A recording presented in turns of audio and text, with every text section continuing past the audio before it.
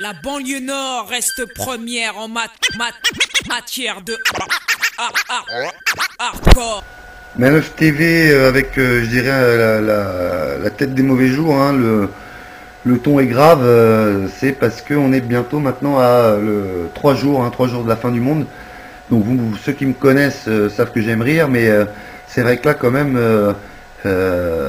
attention quand même. Alors, la prophétie des Mayas, bien sûr, corroborée par Nostradamus, c'est ça qui est intéressant, c'est que c'est corroboré par Nostradamus.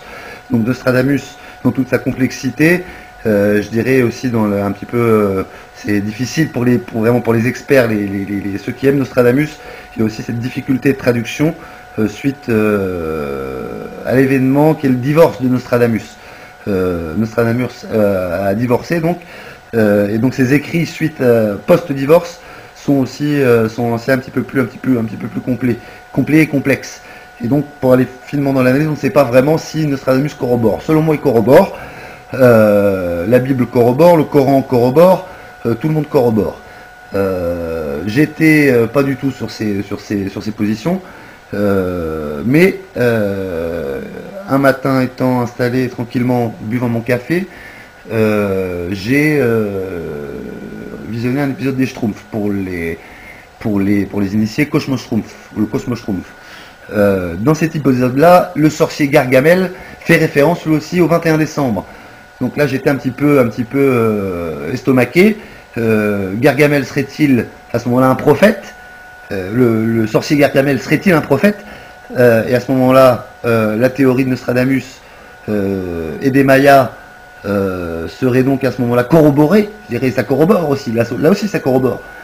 Donc je m'interroge. J'ai vu 3 oiseaux, parce que c'est cette histoire de 9 cercles alignés, l'alignement. J'ai vu pour ma part 3 oiseaux posés sur la branche. Si un 4e, un 5e arrive, suivi d'un 6e, bon, jusqu'à 9, qu'est-ce qui se passe? Qu'est-ce qu'on va devenir? Donc là, je vais attendre. On regarde le compte à rebours et voilà, Manœuvre TV toujours sur ces histoires de fin du monde. Ça corrobore, c'est ça qui est intéressant aussi. Hein. La banlieue nord reste première en matière de hardcore. Je vais pas t'embellir le décor, ni assombrir le tableau, verser des pleurs. Mais s'il faut vraiment te décrire la banlieue nord, franchement alors autant être clair, ça fait peur. Dur de s'y plaire, et les murs sont si lourds que c'est avec nos propres corps que l'on tient nos tours.